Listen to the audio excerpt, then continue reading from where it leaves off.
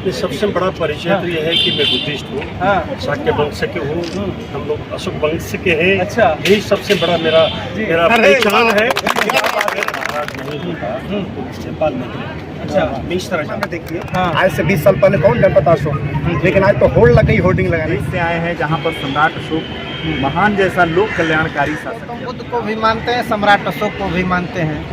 अगर हम गौतम बुद्ध के आदर्श पर पूरी दुनिया समझेगी तो ठीक है, नहीं तो फिर सम्राट अशोक महान के आदर्शों पर। परिचय तो ये है कि मैं बुद्धिस्ट हूँ, शाक्य वंश के हूँ, हम लोग अशोक वंश के हैं। अच्छा। यही सबसे बड़ा मेरा पहचान है।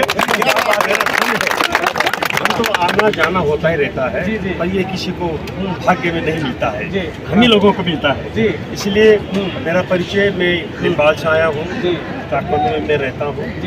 अभी भी आपने जिक्र किया कि मैं बिजनेस में था, अभी भी थोड़े बहुत बिजनेस में हूँ। अब फिर भी अब ये शत्रुघ्न साक्य सर और अपने डॉक्टर सचिन नारायण से मुलाकात हुआ। हम लोग सब मिलके अशोक के जो महान जो कार्य हैं उसको हम लोग अब जिम्मा लेके हम लोग बड़ा नेपाल, आज का जो नेपाल है, अगर अशोक महाराज नहीं होता तो नेपाल नहीं होता। अच्छा। मैं इस तरह जानता हूँ। कैसे आप इसको थोड़ा वर्णन कर सकते हैं क्या? सबसे बड़ी बात तो ये है, अगर अशोक महाराज लुम्बिनी में आकर अशोक किलर अगर वहाँ खड़ा नहीं करता, अच्छा, तो नेपाल का पहचान भी नहीं रहता भगवान बुद्ध का जन्म स्थान। आप थोड़ा सा और आगे बढ़े ना, हम लोग आगे जाएंगे तो आपका दिक्कत। इसलिए देखिए, इस बहुत बड़ा काम सबसे पहले अशोक सम्राट ने ये किया है कि सारा दुनिया को भगवान बुद्ध का जन्म स्थान कहाँ है, भगवान बुद्ध का उपदेश क्या है, ये सबको सुनाया और बहुत कुछ कहना है। सबसे पहले मैं सम्राट अशोक क्लब का राष्ट्रीय प्रवक्ता हूँ। जी।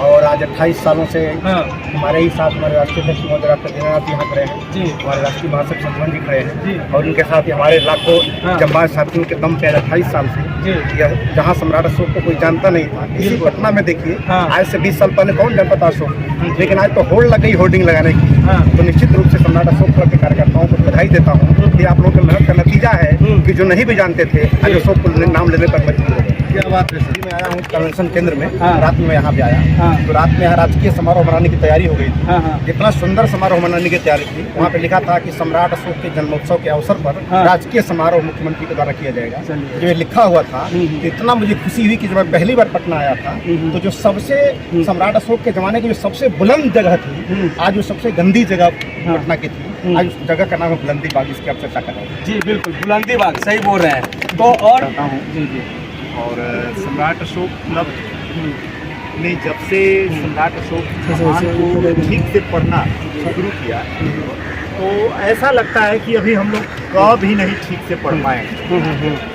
सम्राट अशोक का जो नाम है ना, उसको ठीक से, मतलब भारत के लिए कितना बड़ा योगदान है उनका, जगह दीजिए ना। पूरी दुनिया में दिक्कत हो रहा है ना, का जो संदेश सम्राट अशोक महान ने दिया है, और सम्राट अशोक महान की वजह से दुनिया में भारत को जाना जा रहा है, भगवान बुद्ध को जाना जा रहा है, भगवान बुद्ध की वजह से जाना जा रहा है। दुनिया में जब हमारे लीडर्स जाते हैं तो वहाँ वो कह के आते हैं कि हम उस देश से आए हैं जहाँ पर गौतम बुद्ध जन्म लिए थे और उन्होंने शांति का संदेश दिया, और हम इस देश से आए हैं जहाँ पर सम्राट अशोक महान जैसा लोक कल्याणकारी शासक जन्म लिया और वहाँ शासन किया।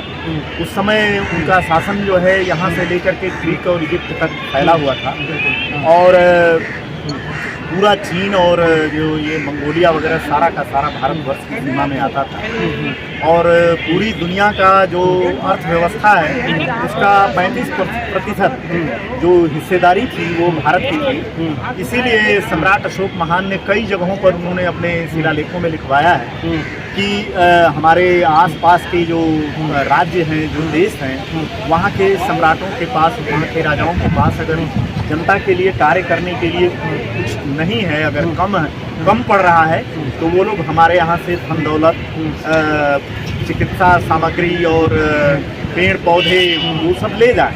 लग रहा है कि इतने धूप में, इतने गर्मी में मुझे कुछ महसूस नहीं हुआ। अच्छा, इसका मतलब ये है कि हम लोग का जीन यहीं से चला गया था। कहीं ज्यादा लंबा चंपा यात्रा नहीं नहीं नहीं, बहुत अच्छा लगा। ये मेरे लिए एक जीवन का एक ऐतिहासिक पल रहेगा।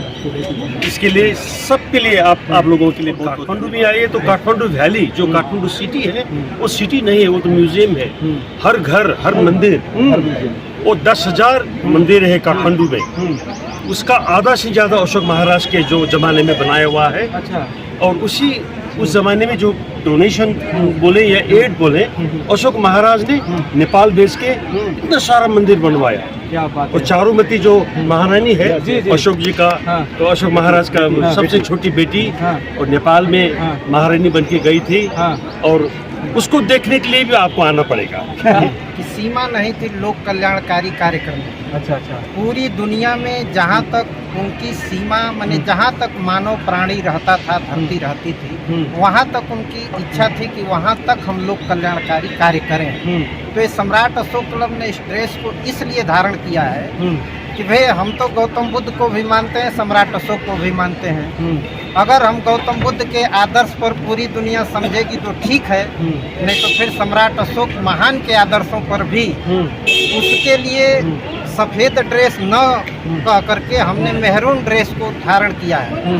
क्योंकि हमारे अंदर जो मेहरून ड्रेस के अंदर जो चीज़ें हैं वो इसी रंग से मेल जोल करती है। क्या बात है। और अगर इस देश और दुनिया के लिए इस लहू को बहा भी देना पड़ेगा तो निश्चित तौर पर हमें डर नहीं है, हमें बल्कि खुशी होगी। क्या बात। और हमारा जीवन बहुत बहुत धन्य होगा। इसीलिए हमने मरने के डर को छोड़ करके हम कब धन्य होंगे जब इस भारतीय संविधान और भारतीय झंडे की रक्षा करते करते हम शहीद। बहुत बहुत धन्यवाद सर आपको।